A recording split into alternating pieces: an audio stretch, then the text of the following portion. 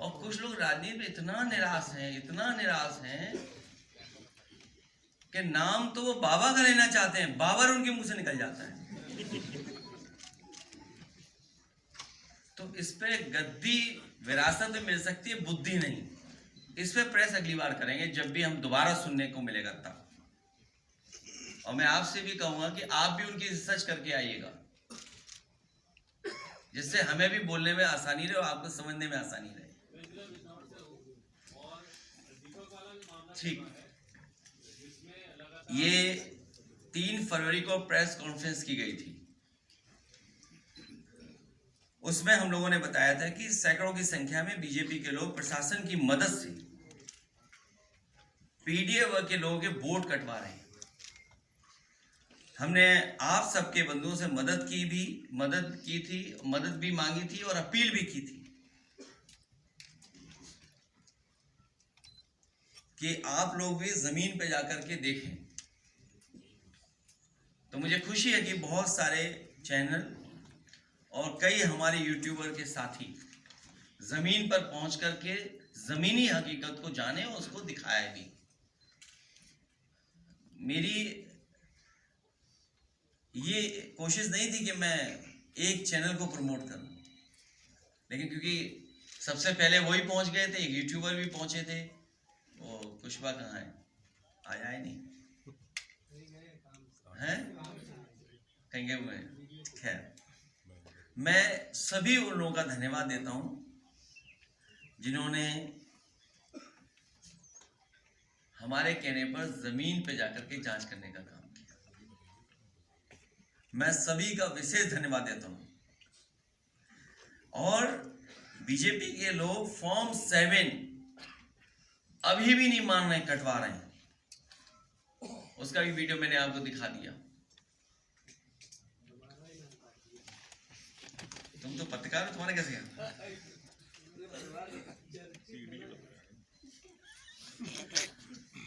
फिर जब आप लोग पहुंचने लगे और आप लोगों ने जानकारी जनता तक पहुंचाने का काम शुरू कर दिया, जब जमीनी हकीकत इलेक्शन कमीशन तक पहुंचने लगी और कई यूट्यूबर्स गांव-गांव जाने लगे और जानकारी हासिल करने लगे,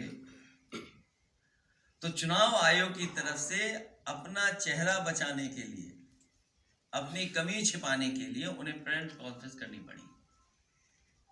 प्रेस कॉन्फ्रेंस भी आपने देखी कि उन्होंने क्या कहा। उस प्रेस में जब सरोजनी नगर के वोट की डकैती के लेकर के सवाल पूछा गया, तो बाकी एक्सप्रेशन आप चेहरे पे पढ़ सकते थे। हाँ, नहीं, एक्सप्रेशन भी आप पढ़ सकते थे। और चुनाव आयोग जवाब नहीं दे पा रहा था। वो अगर दोबारा वीडियो देखेंगे आप, तो आप खुद महसूस करेंगे कि उनके एक्सप्रेशन कैसे बदल गए केवल उसी बूथ को लेकर के और उस विधानसभा के लेकर के।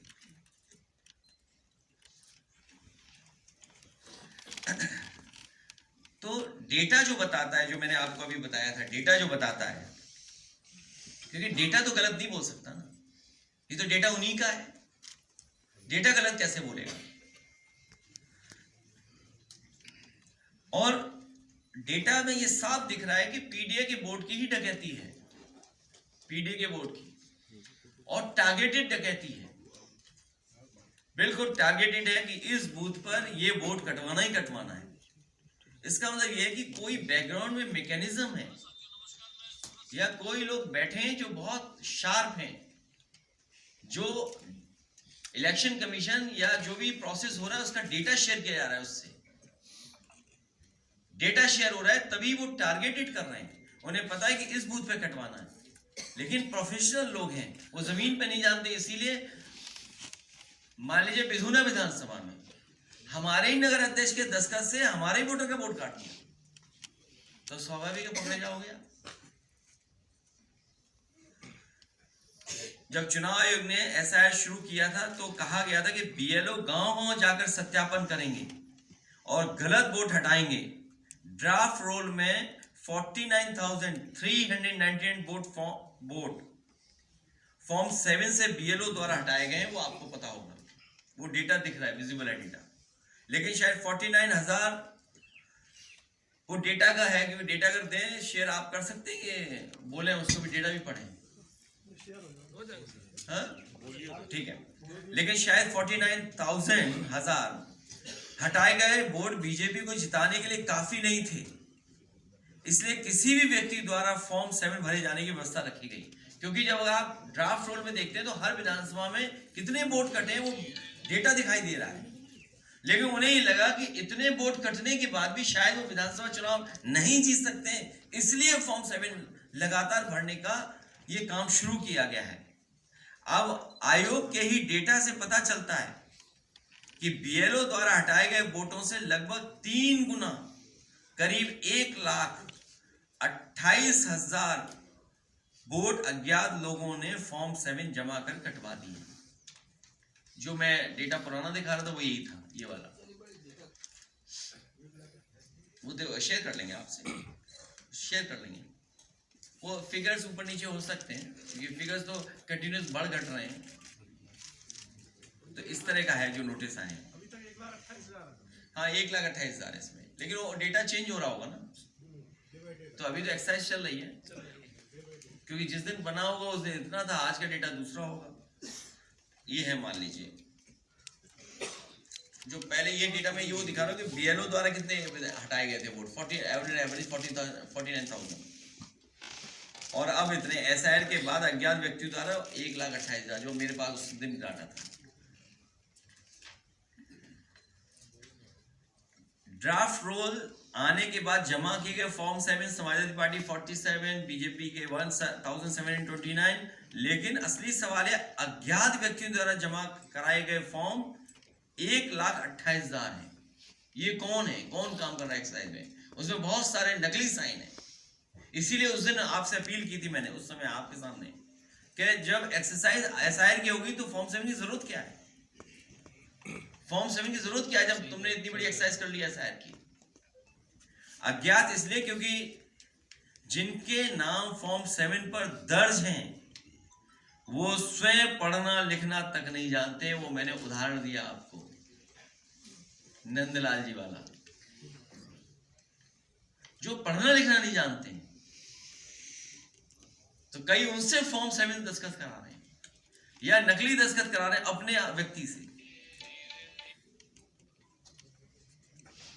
आप खुद सोचिए कि नंदलाल से क्यों भरवाया।